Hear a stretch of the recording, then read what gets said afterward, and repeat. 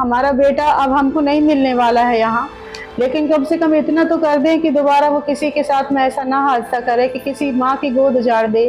और मेरा बेटा जहाँ भी है कम से कम उसे न्याय मिलना चाहिए। पुणे पोर्श कार हादसा मामले में आरोपी नाबालिग रईसजादे को बॉम्बे हाई कोर्ट से जमानत मिलने के बाद उस हादसे में मारे गए अनीश अवधिया की मां का पहला रिएक्शन आया। अनीश की मां काफी भावुक दिखी। अनीश अवधिया की मां की माने तो हाई कोर्ट के फैसले से वो हैरान है। उनका कहना है कि आरोपी को माइनर क्यों माना जा रहा है, उसे एक वयस्क मानकर ही कार्रवाई की जानी चाहिए। सरकार से अपील करती हूँ कि उसे इतनी जल्दी जमानत ना दी जाए। उसे माइनर क्यों माना जा रहा है, इसलिए उसको जब उसके पिता ने उसे कार दिया है चलाने के लिए, इतनी महंगी कार, उसके जेब में कार्ड दिए हैं जिनमें वो पता नहीं कितने लाख रुपए का है, उसमें जो खर्च कर सकता है। वो शराब पीता है, इसलिए वो माइनर है। जब वो किसी 2 बच्चों की जान लेता है, उधर वो माइनर क्यों माना जाएगा? बाकी तो हर जगह अडल्ट मान के ही उसको कार दिया जाता है। वो पब में जाके शराब पीता है और जब 2 बच्चों को वो अपनी गाड़ी के नीचे लेके कुचल देता है, उसके लिए उसे माइनर क्यों माना जाए? माइनर मान के उसे सजा क्यों नहीं दी जाती है? उसे अडल्ट मान के सजा दी जाए, जाके माइनर मान के उसे सजा ना, ऐसा ना करे कि उसको सजा ना दे।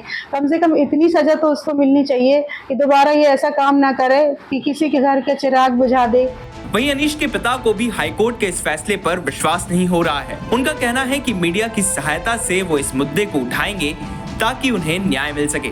हमें इस चीज़ का आश्चर्य लगता है कि हम लोगों ने हजारों और सभी पब्लिकों ने ये बोला है कि उसे बालिग माना जाए, और उसे बालिग न मान करके नाबालिग माना गया और हाई कोर्ट ने उसे नाबालिग मान करके ही जमानत दिया है। इसीलिए हमें आश्चर्य हो रहा है कि ऐसा क्यों किया गया।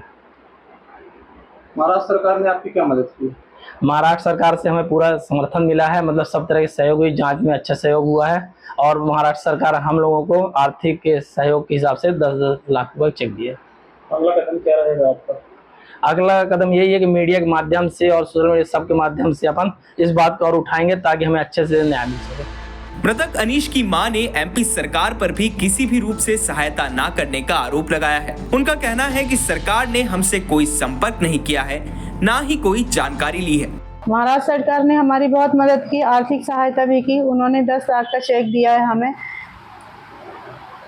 उसके लिए एमपी गवर्नमेंट ने आपकी कितनी मदद की? एमपी गवर्नमेंट ने हमारी कोई मदद नहीं की है अभी तक, और ना ही हम लोगों से कोई भी जानकारी लिया है, ना ही हमारे पास कोई आए। हम एमपी गवर्नमेंट से भी अपील करते हैं कि वो हमारी मदद करें, हमारे बच्चे को न्याय दिलवाने में वो हमारा साथ दें।